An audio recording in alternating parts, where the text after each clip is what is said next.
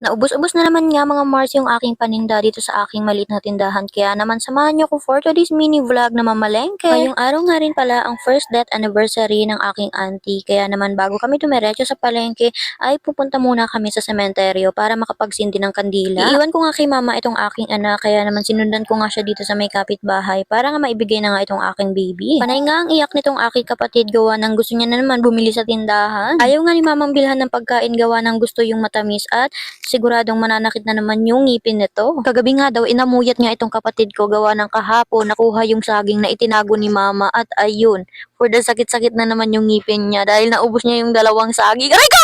Pagpasensyahan niyo na kung medyo napasigaw ako gawa ng itong anak ko dumidede at nangangaga.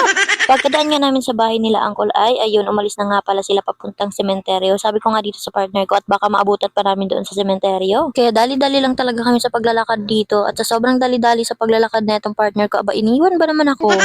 Aayusin niya pa daw yung preno ng kanyang motor kaya ayun pagkarating ko nga dito bumiyahe na rin kami kaagad gawa ng nauna siya sa akin maglakad at naayos niya na yung preno ng motor. Kaunti lang naman kasi ang laman ng aking tindahan kaya naman every time na nauubos ay kailangan naman namin mamalengke. Wala pa akong budget para sa maramihang grocery or paninda nga dito sa aking tindahan. Okay na rin to at meron akong nalilibangan habang nandito ako sa bahay at taga-alaga sa aking anak. Alas 10 na nga ito ng umaga mga Mars kaya ayan mainit na talaga. Pagkadating nga namin dito sa sementeryo ay wala pa nga rin pala sila. Pagkatapos ay maya-maya dumating na nga rin ito sila uncle yung asawa nitong auntie ko na namatay. Si auntie ay kapatid ng aking papa. So ayun, inintay pa nga namin yung iba pang kasama nila na makarating bago nga kami pumasok dito nga sa loob ng sementeryo. Buti na lang talaga at meron na din palang nagtitinda ng kandila dito kaya naman dito na lang kami bumili. Hindi ko na rin talaga maalala kung sa may saan banda dito yung pinaglibingan ni auntie. Kaya naman buti na lang talaga naabutan namin sila at nagkasabay-sabay nga na kami dito na magsindi ng kandila. Pagkasindi nga namin ng mga kandila dyan, mayroon pa palang dala sila uncle na pagkain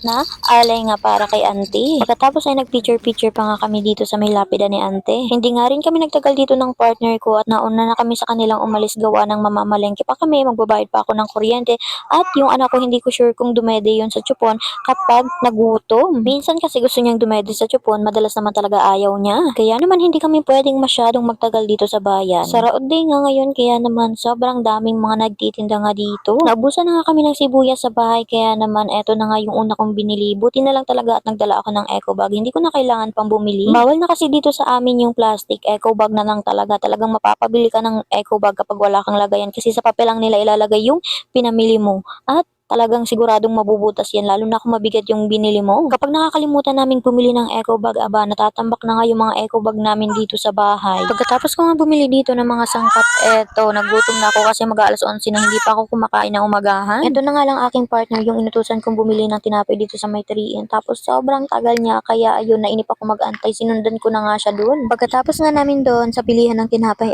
naman pumunta naman ako dito kung saan ako palagi nagka-cash out ng pera gawa ng magbabayad ako ng kuryente pagkatapos kailangan kong pambili ng feeds para dun sa baboy namin. Pagkatapos dumiretso naman nga kami dito sa grocery para nga bilhin yung iba pang mga kailangan ko sa aking tindahan. Lalo na tong pansit canton, sobrang bilis niyan maubos. Sobrang dami niyang tao ang nakapila sa counter tapos sabi sa amin nung isang cashier ata yun, ayan dito sa taas nga nitong sosyo, ikaunti yung pila kaya naman dito na lang kami dumiretso para nga makapagbayad. Kaya pala ay hindi na kami umakyat dito gawa ng meron pa kaming nabili dito na wala naman talaga sa listahan at napagastos pa talaga.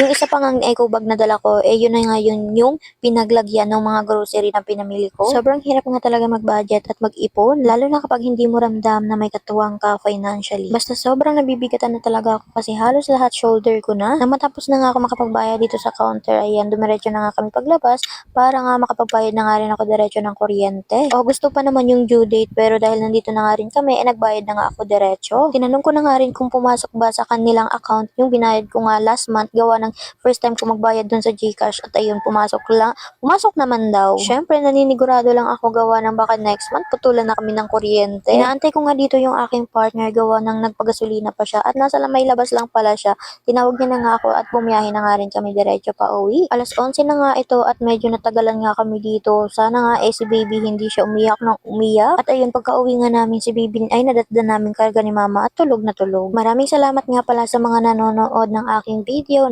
nag-share, nagla-like at nagko-comment. Ayan, mahal ko kayong lahat. Kahit nga sobrang nakakapagod itong ginagawa ko, yung pag-video, pag-edit, aba masaya ako sa ginagawa ko. Kaya naman talagang tinutuloy-tuloy ko na at sayang din naman yung monetization nitong aking account. Hanggang dito na lang po yung ating mini vlog. Maraming salamat po sa panonood.